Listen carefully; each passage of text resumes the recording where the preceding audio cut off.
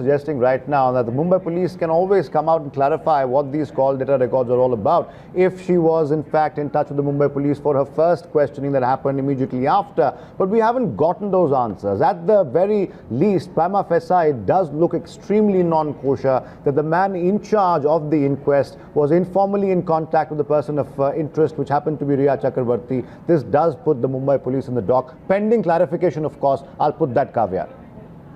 Well, it's been over 45 days and the Mumbai police has not been able to conclusion one way or the other. I mean, their conduct and the investigation is asking so many questions. And because the investigation is asking so many questions, the whole investigation is appearing to be suspicious and doubtful. This is a basic criminal investigation required to find out the details about CDR, postmortem report, etc. All these facts clearly justify that the decision to refer to CBI is a correct decision. And the Mumbai police, in fact, if they want to prove that their conduct is clean and their investigation is clean, they should rather cooperate and allow the CBI to investigate the matter properly.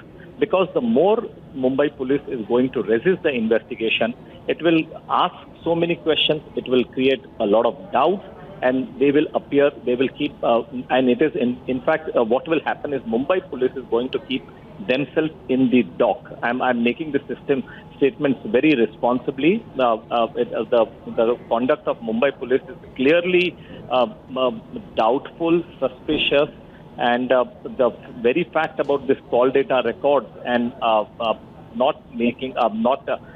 in fact one should also ask for the station diary and whether the station diary has made a recording of this calls that were made. So all these facts requires a proper, thorough investigation. Mr. Jain, are you willing to go on a limb here and suggest that these two calls, incoming and outgoing, also there's a message that has been exchanged between Mr. Trimukhe, who is the top cop at the Mumbai Police, Bandra DCP at the time, and Riya Chakrabarti? Are you willing to say there is an innocent explanation into this, or do you think we're way beyond innocent explanations now? Well, after 45 days, it is doubtful whether the explanation is innocent. If this information would have come forthcoming, or if they would have explained the facts, one could have understood. But the manner in which Mumbai police has resisted the investigation, have not conducted the proper investigation, according to me, then definitely questions can be asked from the Mumbai police. Do you think the Mumbai police still has time to come out and clarify if they wish to say something about these call data records, on their authenticity, number one, also on why exactly were those calls made and why was Mr. Trimukhe in fact entertaining calls for somebody who was being looked at as a person of interest? I don't call her an accused because the Mumbai police did not treat her as an accused initially in their own investigation. Do you think Mr. Trimukhe or somebody from the Mumbai police still should come out and say what was the nature of those calls? I think now whatever they will have to give the explanation, they will have to give to the CBI, because of course CBI will also investigate as to whether an attempt has been made to destroy the evidence, or whether there have been people from the administration also involved in protecting certain people. So I think Mumbai police has lost the opportunity to explain the facts. I guess the Home Minister was acting as a statement minister instead of Home Minister. He was making left, right and center statements, but he never spoke about the CBR. So now that the matter has been transferred to CBI, so let the CBI investigate. If Mumbai police wants to come clean, they should cooperate in the CBI process. They should not fire the shoulder from the fire the gun from the shoulder of the state government. It is in their interest that there is a cleaner investigation. Otherwise, the role of some of the officers of Mumbai police will also be very suspicious and doubtful. All right, Hitesh Jain, very clear in what he thinks should happen now. He says there should be, in fact, some sort of clarification from the Mumbai police, even though it's a bit too late now, given the fact that the probe, the initial probe, the inquest proceedings already, to certain people's minds, since I'm not a criminal expert, are already tainted, so to say. Thank you, Hitesh Jain, for joining us. Wajiullah still on with us on the broadcast. Wajiullah, we were talking about, before I interrupted you, about the conversation you had with Mr. Dahiya. You, of course, put to him the question about OP Singh contacting the then Bandra DCP, which happened to be Mr. Dahiya himself, and he said that particular question is irrelevant given the fact that there was no written complaint. Now, more and more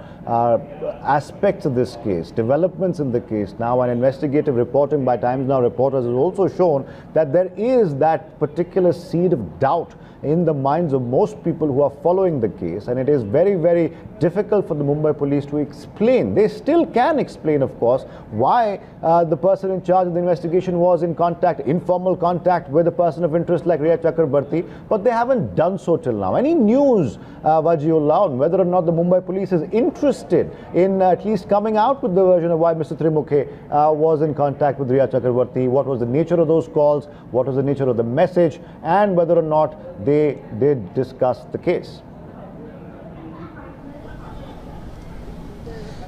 Well, we'll just have to wait and watch for that because we haven't got any communication from the Mumbai police as of now. But if you remember, when we broke the WhatsApp messages of Paramjit Dahiya and OP Singh, it was immediately in an hour or two we got the response of the Mumbai police in the statement of Mumbai police, where they categorically said that they wanted a written complaint from OP Singh, and which they did not receive. So we should wait and watch for the Mumbai police to give their response into this. But this is really shocking, and this is something that has to be investigated. That if Rhea was having a conversation with the DCP, what was it all about, and what was the conversation, and when was the conversation?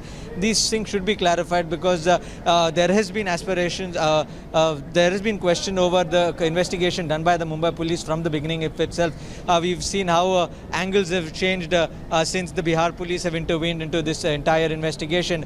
Before the Bihar police intervened, the investigation that the Mumbai police was doing was only on the basis of insider, outsider, basically right. On Twitter, on the tweets that we were seeing on how nepotism is an angle, groupism is an angle. We saw how big producers, directors were questioned in this regard. And now when the Bihar police intervened, the entire question of the financial angle came into the question, and all these angles came after the Bihar police intervened. So questions have been raised on the investigation of the Mumbai police. I feel one particular question that must be answered by the Mumbai police without any delay is, one, when exactly did Mr. Trimukhe speak to Rhea Chakrabarti? What are the dates as far as those calls are concerned, and whether or not they happened? How much after Sushant's death did these phone calls take place? There could be, like I said, an innocent explanation, but till the Mumbai police does give us or prefer a clarification, questions, of course, will be raised, and they're all pertinent, very valid questions. Please stay with us, Wajiullah. We'll have to take another short break on Times Now. More details